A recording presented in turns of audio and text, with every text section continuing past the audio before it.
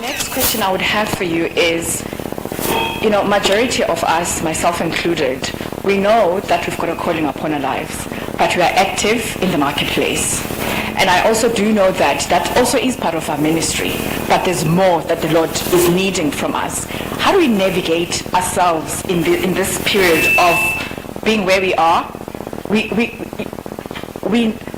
I believe we know God clearly, so it's not like, get away, devil. It's definitely Him. But at the same time, it's like, I don't want to be a preacher. That's not necessarily what I think the Lord is calling me to. How do we navigate ourselves into the space? Are you sure? Because I can throw my voice if the mic is not working. Oh, good. Okay. All right. Great question. I'm also in the marketplace. So many people don't know that part of me, and I intentionally don't put that part of me out.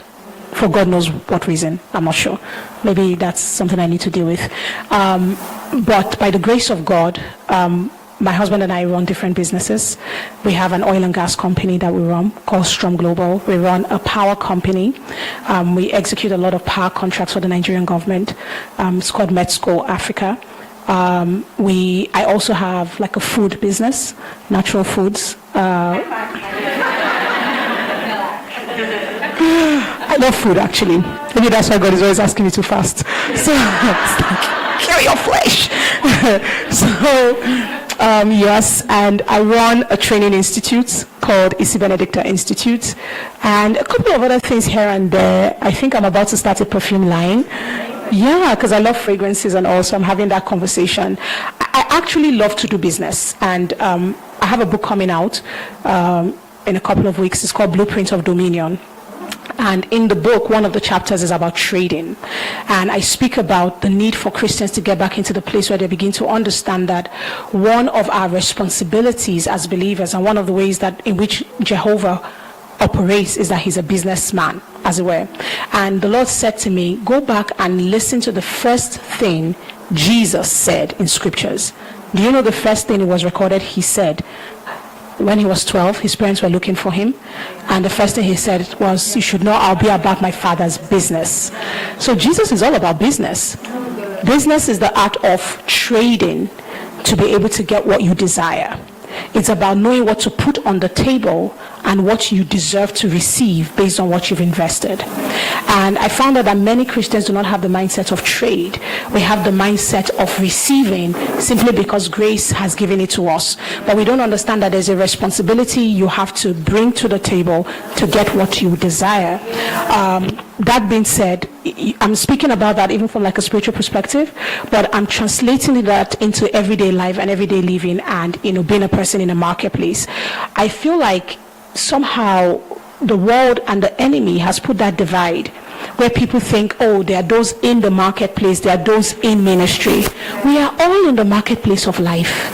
We are all in the marketplace of the spirit. We are all constantly buying and selling, whether or not we're conscious of it. So understanding that there is no restriction, there is no boundary. And then there's something else I always teach people. And if you've listened to me for a while, you would have heard me use the word eved. E-V-E-D is a Hebrew word. And the Hebrew word means work, worship, serve, slave, servant. Now, when the Bible speaks about the fact that God created man to worship Him, it's the word eved. And eved doesn't mean singing. And so you hear people say, I'm a worship minister, and it's like, oh, I have this album. But before God, to worship is not a song. To worship is actually the life you live.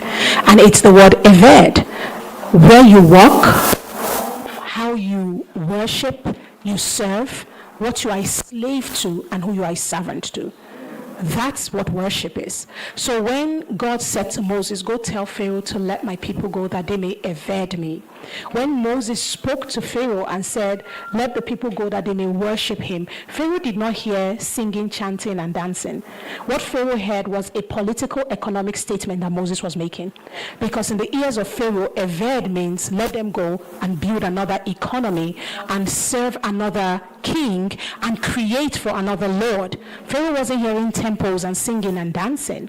Now, before God, there is no divide. Because when he made man and he said, tend and keep the garden, basically, it was in the tending and in the keeping that man was worshiping God. So it is in your work that you're actually serving and ministering.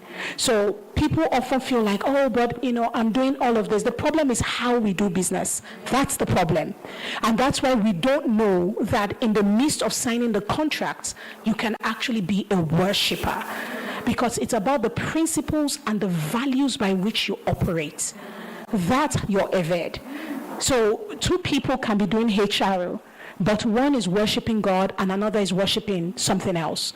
It's about how you are administrating the lives of the people in the organization. What are the values? Are you manipulating people's destinies? Are you shortchanging people? Are you taking from them? Are you using your power to demoralize other people? That's the difference.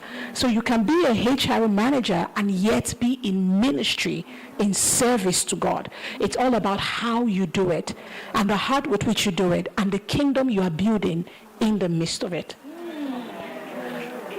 However, if you then feel the need or you feel like God calling you to a place where your event to God, your worship of God needs the presentation of ministry as we know it and call it, then navigating that will require certain things. One of the things that I feel is going to require is, number one, you have to sit with people that have done ministry for a while. To be honest, I have a problem with the way people in this generation operate. And when I say this generation, you think I'm like 70 years old. But I have a problem with lawlessness and a lack of government. And there's a sense in which people feel that what makes you powerful is that you caught one revelation.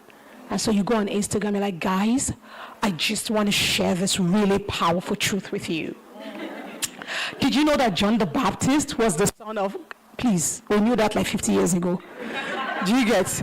And when you do something like that 3 times, and everybody, you have 500,000 followers, the next thing you see the person come up and like, I just want to speak to the church. The church has failed. What do you know about the church? How many souls have you saved? How many leaders have you raised? How many nights have you wept for the deliverance of people? You have nothing about the sacrifice that it takes to birth a soul. So I have a problem with a generation that believes that the only endorsement you need to do ministry is the one you heard in your own ears. The Bible says in the mouths of 2 or 3 witnesses, a word is established. So if you believe that God has called you to the point where you have to represent him as a minister and as the ecclesia speaking his word to the people, then there are certain principles. You have to sit with elders and let them speak to you, teach you, help you navigate the process of establishing your calling. Number 2, you need to go back to scriptures and find out, what does the Bible require of a person who is going to be a leader? Because you see, leadership is not about having a platform. Beyond the platform is a life of sacrifice. Beyond the platform is a life of daily. Beyond the platform is a life of constraint.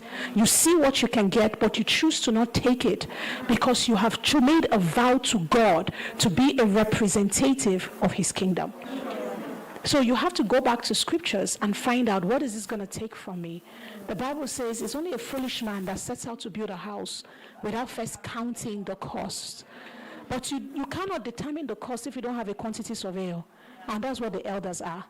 The elders will tell you, this is what it's going to cost you. This is what it's going to take for you to be a voice. There will be days where the people who praise you will rise up and say, sacrifice, kill him, crucify him.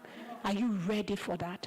Have you learned to deal with betrayals? Have you learned to deal with the traumas you experienced as a child? Because ministry is the biggest trigger of all.